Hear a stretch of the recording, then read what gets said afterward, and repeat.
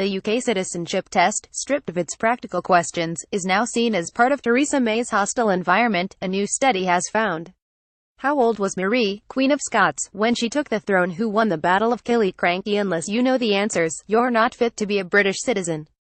Of course you may be one already, but for people who take the Home Office's Life in the UK test in the hope of getting citizenship, this knowledge is judged essential. The manual for budding Brits was revamped in 2013.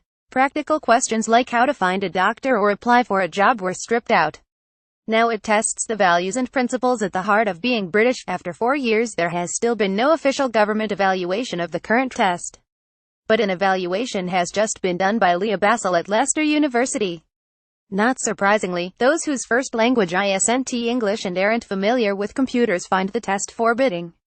Many migrants question its usefulness and see it as an instrument of immigration control. As a result, many feel negative about gaining citizenship, the opposite of what the government says it wants to achieve. It's a feature of Home Office policymaking that it takes little account of the views of those it affects. It may have dropped its go-home bans 4 years ago, but the hostile environment Theresa May declared she wanted for immigrants is being made tougher still. The NHS now examines patients' passports, with stiff charges imposed on those deemed ineligible for free care.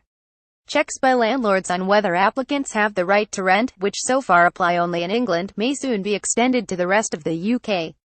Checks on 70 million bank accounts will start in January. Rough Sleeper Charities now shared data with immigration enforcement teams, helping them carry out deportations.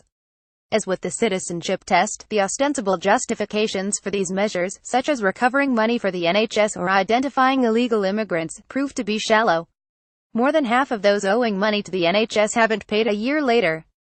A third of vulnerable migrants now avoid going to the hospital. In theory, landlords should examine some 11,000 documents every day in the first year of the scheme. Just 31 migrants were deported as a result.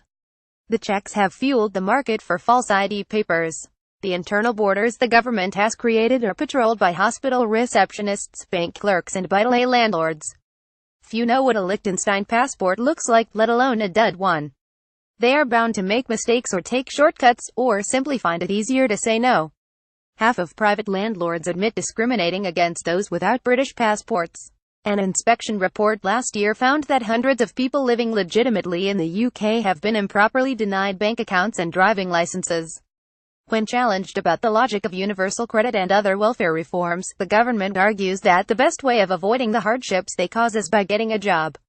By the same token, the Home Office should encourage migrants to regularize their status, become citizens and avoid falling victim to immigration checks. But it doesn't do this. Cuts in support for the voluntary sector have decimated advice services for migrants. Legal aid for immigration cases has all but disappeared. English language teaching for adults has been cut by 60% in the last 6 years, so that even approved refugees have to wait at least 6 months to join classes. Cost is another huge barrier. The test itself is only £50. But a spouse from outside the EU, for example, is likely to have spent at least £3,700 in immigration fees before taking it, on top of the cost of the language training they may have needed to pass a pre-entry English exam.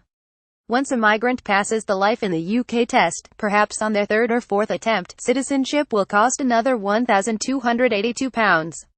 A UK passport £72 will mean that in future they can cross both the internal and external borders. That Bassel shows is one of the main reasons that migrants take the test. It's not about learning British values and principles, it's about making their lives more bearable.